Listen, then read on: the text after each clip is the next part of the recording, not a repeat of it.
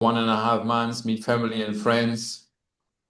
And man, at the end, this has been so stressful because especially my mom, she wants to meet and see Finny, then she feels like she's excluded, then emotions come up.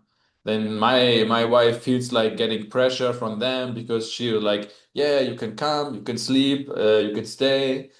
Man, like a little bit of a nightmare at the end. And then we went to Serbia, Belgrade for a wedding.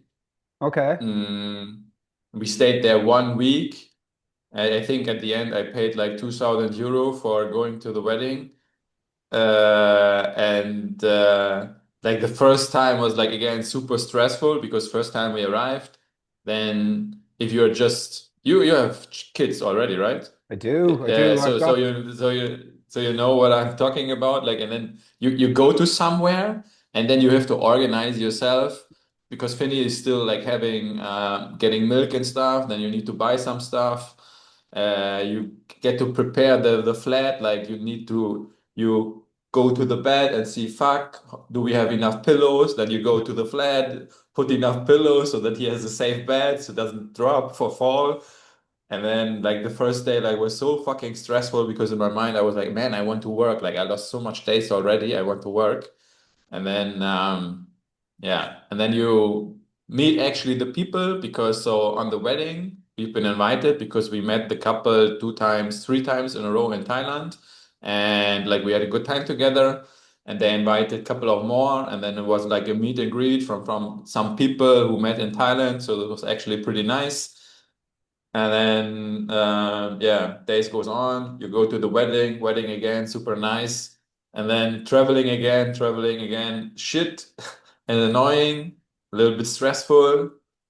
Finny is always super relaxed, like he's a happy baby. you're lucky. Uh, yeah. I think with this we're super lucky. Like he's even though I don't know how to phrase it in English, but he's in this phase where they are more cautious or not so happy about meeting new people and like they're more, but for him, it's still like he's a little bit more cautious now and observing in the beginning, but at the end, like he's just smiling, and when people are smiling to him, like he's smiling back. Yesterday we went for a coffee, and there have been a couple. Oh, happy baby, yeah, happy baby. Like this is always nice, but oh man, so much stress. And now I'm back in Cyprus, and I just want to establish now my routine again. Yeah, to have focus. And I ordered stuff on Amazon to prepare the office, man. Oh, sending stuff here on Cyprus, the parcel services are not so good. I'm waiting. They operate on a Uh, different level there, I imagine. wow, yeah, that's. And I was thinking, like, should I ask a German company because there is one company operating, and it has been a little bit more expensive. And I was like, I save it, and now I'm waiting for it. Yeah. That's But I'm here. I already feel better. I yeah. think from tomorrow I will get into my daily routine and then life can goes on. Yeah, I get it. I 100% get it. I've got this feeling with me that I'm always chasing my tail with regards to trying to manage the kids and balance my wife's time as well because she needs her time. She works for a company and she works Australian hours, so early in the morning. Oh, So we have to, at the beginning, it used to drive me mad because I love getting into the office first thing, 8 a.m. and that's I'm sharp then. I'm good. You get the best out of me then from 8 to maybe 12. From 12 after mm, lunch, then I start to do this. And I had to sacrifice my golden hours, I call them, to give them to my wife because she needs that. It's essential. She needs that and mm, time. So, but anything, yeah, with the kids traveling and stuff, especially working in different locations, like you've just said. So you've been trying to work while traveling to Serbia, trying to travel back to Germany, balancing the family time, so you're not annoying the parents and everything, but also, I went to Estonia recently with my wife. That's where she's from, and we stayed at her dad's house, and that's great. We have loads of people to help, extra hands, just doing little Yeah. things like doing washing and everything like that, and it's so handy. But trying to get into the workflow and get into productivity, I'd swear I've got ADHD at the best of times anyway. So never mind when I'm in a place that I'm getting distracted by. So I was never happier to just come back to my office where I can just Yeah. focus in and really just yeah, just concentrate because it's hard when you're trying everything is reliant on you to make your business successful, isn't it? It's Yeah. Yeah. it's I not like mean, where in the you're an beginning, employee. it is. Yeah. It's not like you're an employee where the work is going to come to you, unless you're in sales, right? Sales, you got to go out and hunt for it and find it and everything. But if you're just like my wife, the work just comes to her, and it's just you have a person to help you with marketing, you have a person to help you with Mm. getting some reports, you have your analyst person, whatever. But you're on your Yeah. own. I currently try to reduce business and product management to just have more time for content creation, marketing, sales. So I'm doing this pivot currently while pivoting with the company into real estate. And then I also get hopefully more clarity in my mind, man, because the thing is like what we are building is such a big thing. And with my mind, I'm always 10 steps ahead, but like it's really hard for me to live in the reality right now. Like also from the simple communication on the landing page, man. But I think we get it sorted out now, and I have more clarity now. And then let's just fucking push. Yeah. Yeah. I was curious about and I like your new website actually. I had a flick around. It looks good. You made some nice updates to it. Um, Yeah, I also already got feedback from a real estate guy, and I think he's right. Even though for me it's already very simple, I think we have to simplify it even more. Like for a real estate person, man, like for me, AI is like going for breakfast, but for any other, it's like, okay, what is AI? What is ChatGPT? It's a chatbot. Are you a chatbot? What is an AI agent? I don't know. I'm afraid. Go away. And definitely. we have to simplify this. And yeah, Yeah, it's funny. yes. You're speaking it all day, every day, and it's just second nature to you. It's just like breathing. But then you realize when you talk to somebody in another industry, if it's construction or just straight finance or as you say, real estate, you quickly see that, oh, okay, I need to I need to strip it back a bit to a simple explanation, I suppose. Yeah. Yeah, yeah. So we are pivoting into real estate. We are also preparing ourselves to run different kind of tests, to test different niches. I mean, the easiest way for me to sell what we offer is probably SaaS business because they understand what we are doing. The challenge there is most probably they want to do it themselves as long it's part of the product. Um, But this would be way more easier because then you can like more have the tech talk and stuff. Um, yeah, let's see how So, that goes. so can I ask you, in terms of Yeah. the challenges a real estate person is having, how do you apply your solution to that? Mm. So I think what I've learned from the stuff that we did in the past is try to start with an AI audit within a specific scope to understand the customer's business and their pain points, even though if you think you already know it, because every business is working a little bit differently. And we are still more like an AI agency, becoming a SaaS or becoming a platform. And this will help us to find like the solution we can productize at the end. And so what we are currently building for a customer on top of our platform. So we have the AI agent that can be set up in a minute, right? And installed more or less on the landing page, acting as a lead qualification agent. And on top of this, So most real estate people are just struggling with keeping up with the leads because they are in the office, they are on the phone. After 5 they are off, but people are searching for houses and flats, and they get messages and inquiries while they are not working or not yet on the laptop.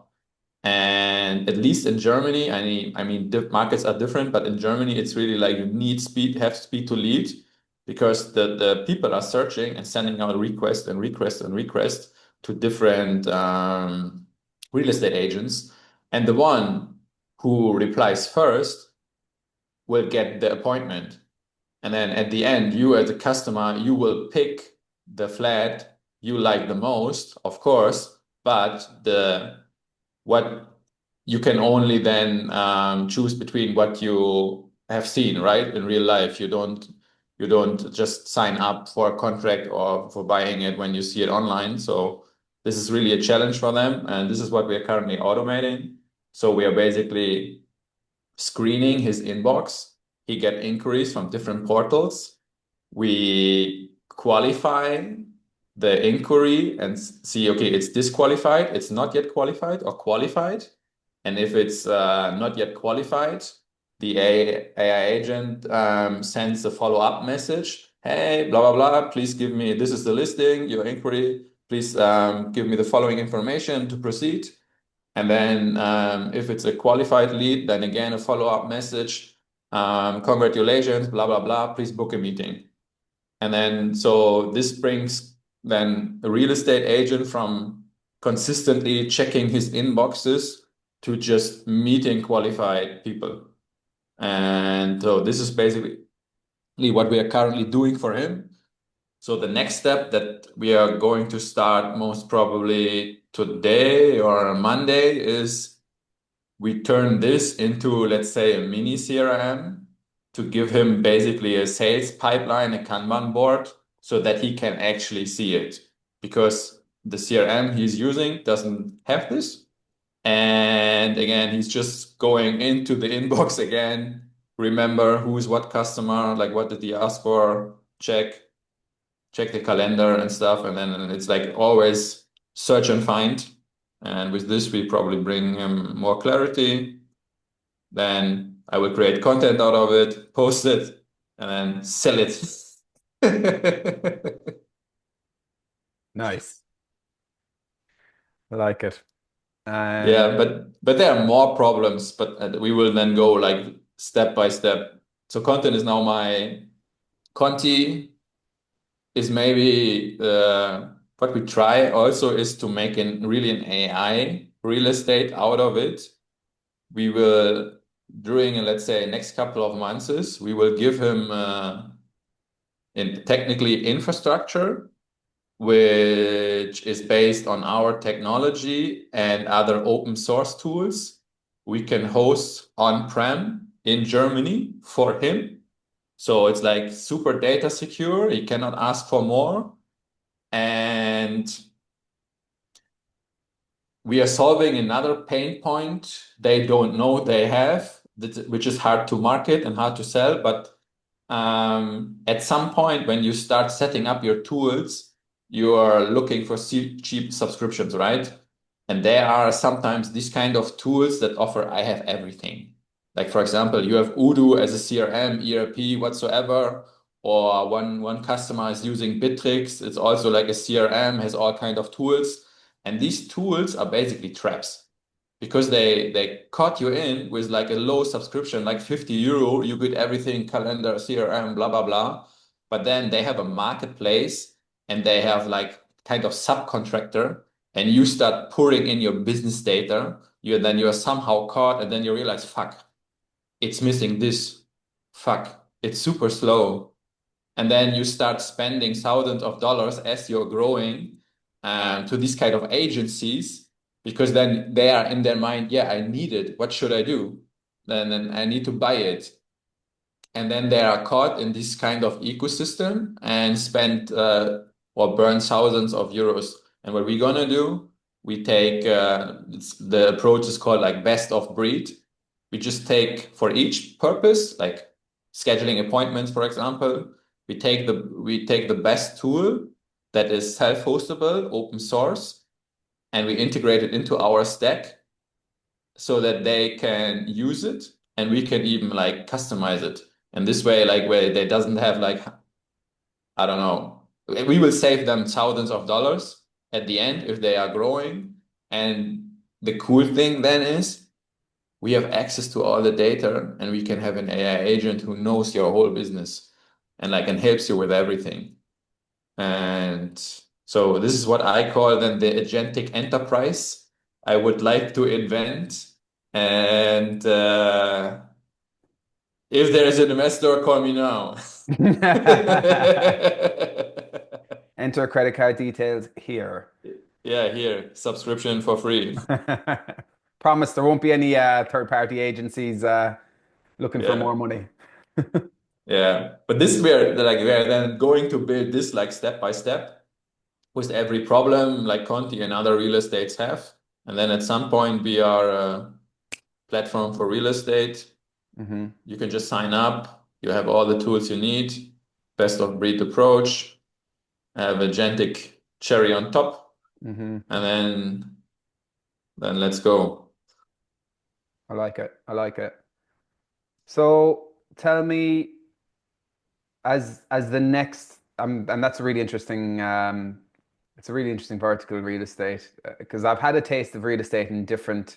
I've lived in a few different places now, and I've seen how real estate is in different countries. Ireland, it's a complete shit show at the moment because we've got a property crisis. There's not enough houses anywhere, so Mm. we have a funny way sometimes of dealing with things in Ireland, and when it comes to real estate or our banking system, I feel it's like an island mentality. It's kind of people just have to accept that it is the way it is in some instances. Now there are disruptors who come in and make a go of it, improve it, and there are. I'm not saying there aren't, but our typical standard system when it comes to in dealing with local government or government or real estate or trying to get anything done is usually it's a bit strong word to use backward. Yeah, But, yeah. and I spent time in Germany too, and I've seen how it is in Germany. And Germany has its own unique challenges as well. And now it's been a while since I've been there, um, and I don't think you guys are in the same property. So I think you're on a bit of a dip when it comes to property in Germany right now. Am I right in saying that? Is that still the Yeah, case? yeah. I think like the golden times are over currently. Yeah. Like the people are a little bit struggling, Hmm. but looks like that you have these kind of companies and owners that runs a proper business and are aware of that they need to automate. And but also you will have a lot of old school minded people when it's like really hard to explain like what the benefit of the service is, and especially when it comes to AI, I think our I would not say government, but the media, man, they for a couple of time they made the people so nervous about AI that kind of people are rejecting it, I think, because they are afraid of it, because the fucking media, sorry to say this word, they just they just create fears. Hmm. Like it will data security, it will kill jobs, like Hmm. whatsoever. Yeah, man, it will kill some jobs, of course, Hmm. but you will have things goes on. Like, what is your Hmm. option, man? If you want to stick with your pen and paper and putting it on the pigeon so that your customer gets the message from you, and you will not survive. Like no matter how much the people like you, like there will be a competitor who adapts the new technology and provides a better service, and better service always wins. It's true. And you can be dragged kicking and screaming into it, or you can get on the train and start just getting involved with it, learning it, playing with it, testing it. Yeah, there is a lot of fear mongering in the media everywhere about AI, and especially some podcasts that you listen to as well. I don't know if you heard of Diary of a CEO. Um, Yeah, yeah. there's a scientist on there, and I swear, like, if you listen to this guy's interview and on the podcast, the name escapes me, but he's a really smart guy, but he's basically saying 2027, 95% of jobs are going to be gone. So he's like really apocalyptic kind of Yeah, scenario, yeah, you know? And I go, geez. And everybody in the comments they're shitting themselves. They're like, oh, I didn't, I'm going to hide under my bed after, listening to this, or like, this is way yeah. worse than I thought and everything. But if you take on board the fear factor, then yeah, that's going to happen. But Yeah, and I think it doesn't help. And it yeah, doesn't, I mean, I think it's a smart guy. Like, otherwise he would not be on this podcast, right? yeah, yeah. But what is his intention? Like, and what should the people do with this information? Mhm. What you achieve is you're paralyzing people, and then they maybe close their door, put the head in the sand, and then things are happening. I think you need to help and support because I mean, honestly, like all the middle class companies in Germany, there has been already overhauled with digitalization, and Mm, let's face it, and probably in UK and everywhere, it's similar, not the same, but similar. And now you get AI on top, which is just another, I don't know, like multiplayer on the yeah, challenge of digitalization. And they just need help, man. They don't need to be get they don't need to fear AI. This will probably cause more damage than the technology itself. yeah.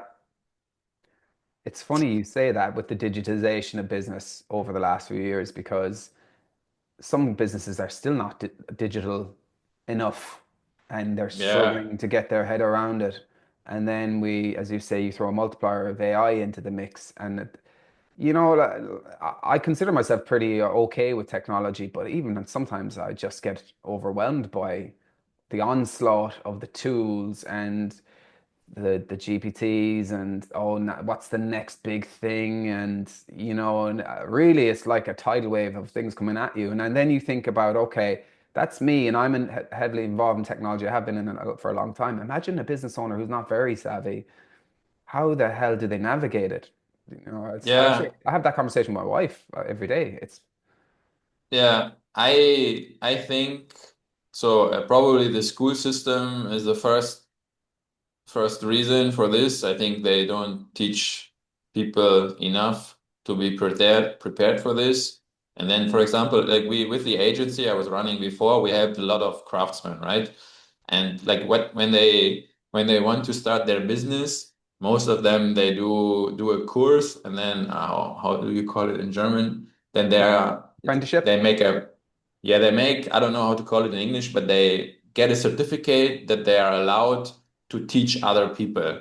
And then they are like kind of prepared and they know a little bit about running a business, but just a little bit accounting thing. And then they start a business. And the thing is, they don't know shit about running a business. Mhm, mhm, And then they are just craftsmen who tries to run a business. They are good in their craftsmanship, but mhm, they're totally not aware of how to run a business. And I mhm, think this is actually one thing that is missing. Yeah, you need to teach these people how to run a business mhm. because, man, running a business and starting a business is difficult without having the knowledge. Most of them got just stuck in being a self-employed craftsman that thinks who runs a business. Yeah, yeah, like a sole trader, we call them here. So Yeah, it's just you and you're running a business, but really you're working for yourself, but you're not really getting any benefit. Yeah, you're trying to run a business, but you're also not scaling. Like there's no scale yeah, for you. And it is true. and You're right about the whole, like you can be very good at your craft, at what you do, but running a business is another story. And which I'm learning myself after being in business, for just 2 years. I'm learning that mm, the hard way, just keeping on top of everything, like just the taxes and bookkeeping, all of that boring shit that you do have to keep, like cash flow, all of this stuff. that you have to Yeah. keep an eye on. And if you asked me 3 years ago, I was like, cash flow, what's cash flow? I don't know how much money you have in the bank. It's like how much money Mm. I can spend. It's like, Yeah, yeah, yeah. Yeah. Yeah, it's funny. And yeah. And coming back to real estate, now you really have to find your approach to make them understand that you can help them. And in order to achieve this, you need to speak their language kind of thing. And then I like, for example, our landing page, we have at some point ROI mentioned and stuff. I would just change it like you close more, two more, three more houses per agent per year. They know, oh man, that's 90,000 euro, and I will save you this amount of time per month. Oh, nice. So I don't have to spend my time in the office whatsoever. yeah, Honestly, I probably we should try not to mention AI at all. Maybe it would be better, but this is then maybe also a lie because you don't mention the technology. But yeah, we have to really reduce AI to a minimum and then just come from the benefits and communicate it in a way they understand. yeah. You're dead right about speaking the language as well. I heard my wife talking to a sales guy who was proposing an accounting tool with AI built into it, and the guy he knew his stuff because he was speaking her language, talking about payroll, talking about all those little trigger points and she was perking up at every one of these words that he was mentioning. So it just gives that credibility to that Mm, this industry. I have authority here. I know what I'm talking about. I've done this yeah. before. I've gotten results and I can do the same for you. It's absolutely, as opposed to the generic, we'll get you more sales, we'll get you more meetings, we'll get you more, just that generic kind of sales Mm, terminology that people use. And you can quickly spot when somebody doesn't know your industry when they're trying to sell something to you. Um, yeah.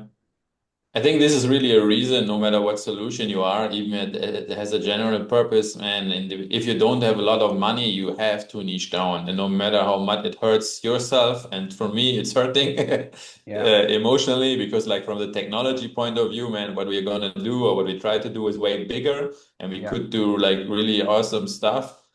But if you are bootstrapped, I think there's no other reason than really niche down on a very, very specific problem that may have different companies, but you don't have to speak their language.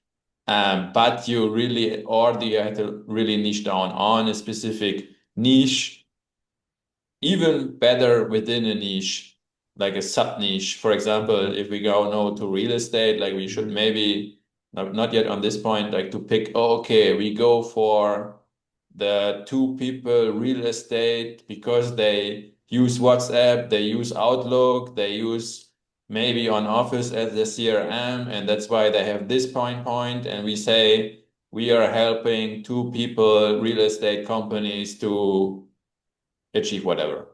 Yeah. And then it's easier for them to, let's say, grab and to feel, and then it's easier to sell. That's it. Yeah, it's one thing, as you say, niching down. We start with real estate, then we go down to okay, commercial or residential. So we drop down into residential. Okay, residential. Let's focus on, as you say, two-man teams because we know typical tech stacks that they operate with, and we know the gaps. We know the areas where we can Mm. embed ourselves in there to help Yeah. reduce those gaps and give them a better offer.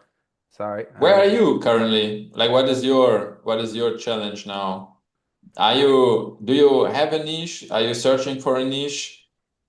So my niche is in tech and SaaS. So now that's I say where I was earlier. Tech, SaaS, particularly SaaS, I would say. Um, so it would have to be companies with a certain turnover who are doing a bit of advertising, dipping the toe in the water maybe, and just getting a handle on things. Um, and kind of the flow that I have is to start engaging with these tech founders, tech CEOs, and start working with them on helping. establish some value up front with them. And how I do that is mm, by having an interview with them and then mm, essentially giving them the interview and let them chop up that content that they can use in their organic strategy. The reason mm, for interviewing them and the reason for that approach is because thought leadership is really, really, it's a hot thing on mm. LinkedIn right now. People want to know what's Yeah. going on in the CEO's mind. They don't give a shit about your company page posts. I mean, they do. There's people out there who they do, but The you know, bots, the bots. generally, yeah, they want to know what the boss is doing, what's he thinking, what's she thinking, and then Mm, that's the organic, authentic kind of credibility side of things, and you're posting that on a regular basis mm, for them. And then what you can do is you can build out a whole strategy for advertising behind that. So whatever posts mm, are doing really, really well, then let's put some ad spend behind it and build a strategy. And then we put in some retargeting so that we can come back and retarget the audiences that way. So mm, essentially, it's authentic organic content of the C-suite that we then utilize as part of an ad strategy. So mm, that's the premise of what we're doing now. And also there's some lead generation in there as well. Now the lead generation where I'm different to the standard lead generation is um, you've seen these emails that you get in your inbox. Could you do 10 more meetings a week for, it booked into your diary? mm. Or quick Yeah, I question, have Dennis. yeah, I You know, 4,000 unread emails in my Gmail. And I don't know how much annoying messages on LinkedIn. yeah. And listen, it's everyone's doing it, and everyone's using Expandy or Duck Soup or whatever tools. And Yeah. listen, I use it myself for connections, but I don't do anything else. I engage manually after that because I Mm, just can't deal with the automated AI. I don't even call it AI. It's just automated crap that's getting sent out. I mm, can't deal with it, and it just gives me the ick. So I don't do that, and I'm basically an organic approach now. So I will, and it's a lot more time consuming. How scalable it is, it's hard to scale personalization. You know yourself. mm. But maybe it's not a case of having to scale it. Maybe you get 5 clients and you charge a decent amount, and Yeah, clients you yeah. want to work with and you like. So maybe that's the goal, you know what I mean? I'm not trying Mm. to keep up with the 21-year-old, 22-year-olds who are living off Dorito chips and Fortnite as their, to get them through and they can work 12 hours a day. I've got two Mm, kids, one on the way, another one on the way, and mm. I can't keep up with that. So my time is limited. So, but anyway, sorry to go down a rabbit hole, but No, that's no. the premise of it. That's Mm. the premise Yeah, of it. nice. Sounds like a plan. Yeah, and listen, I'll do it. I'll see if I make a success of it. And if I don't, then I'll work towards pivoting into something else or another Yeah, direction. yeah. As long as I just keep doing and not procrastinating, because I don't know about you, but that's a struggle I have personally is the procrastination, being a business owner and trying to do Mm. something and trying to just figure out the path to go. Um, Yeah, I think procrastination itself is not my problem because I really want, and with my son, I really have to. So I think having procrastination even or like running in a depression is a luxury that I don't have currently. And I think probably I'm not that kind of guy. I had this situation where I felt like, oh man, now I just would like to stop. But 5 minutes later you keep going. Um, but yeah, it's just I think it's really hard to do the right thing at the right time because there's so much to do you can spend your time with. And even though I'm not doing it regularly, it always helps me to ask the question in the first day, like, what are the biggest pain points I currently have? And like, what can I do to go to solve it or to reach the next step? And then it gives me a little bit clarity, and then I don't do it for the next couple of days, and I just work, and then same situation. yeah, yeah. Yeah, that's good. It's good that you don't have that. It's good that you realize it's a non-negotiable. Procrastination is your non-negotiable. It's not within it's not an option. Yeah, I think what is important, you still need to find some time to breathe. Hmm. Like it's again a challenge, but you should see a time off as part of a business that is required to stay proactive or just have the energy to do it. Yeah. Also, when it comes to problems, man, the best ideas you're gonna have when you're not working. So in this matter, Hmm. you could phrase not working as working time. Hmm. Yeah. Yeah. Yeah, that's it. What's your downtime? What would you do kind of, or do you have something you go to help you just disconnect or switch off or Mm, so it's from the daily routine, it's probably not the best uh, order, but so I start with having a walk with Finny on the beach. This is always good. oh, good way to start. Yeah, it's a good way to start.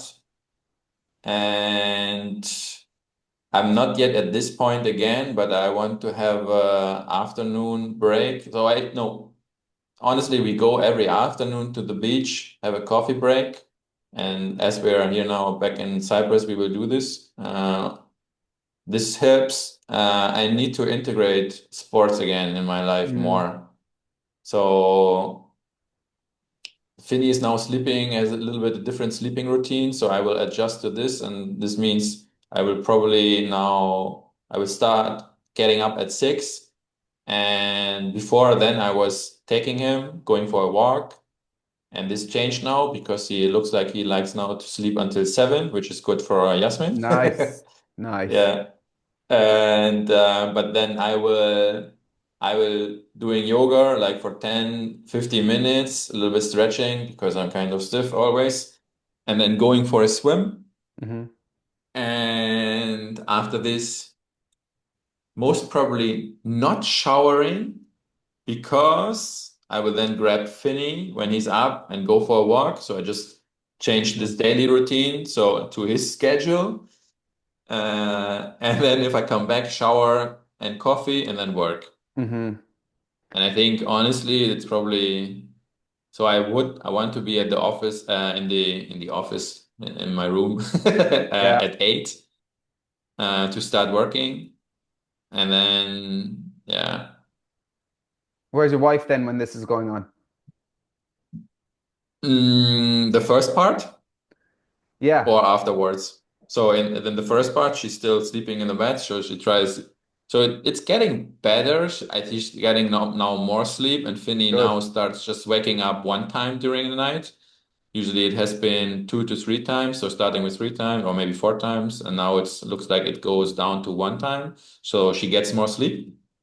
This is nice, actually. Hey, can I Which, interrupt you 1 second? We've only less than a minute left because I'm on a free version of Zoom. yeah, sure. I'm gonna give you just the last 30 seconds to plug. So Dennis, just before we wrap up, give me a little bit a one-liner about Connect AI, who you are, what you do. Okay, so we are bringing companies from a risk-free AI audit to making AI work with measurable growth. And where can we find you? You can find me on LinkedIn because I try to be an influencer. Nice. And you can check our website, www. It sounds like GetConnect.ai. This website will change a lot because we are testing a lot.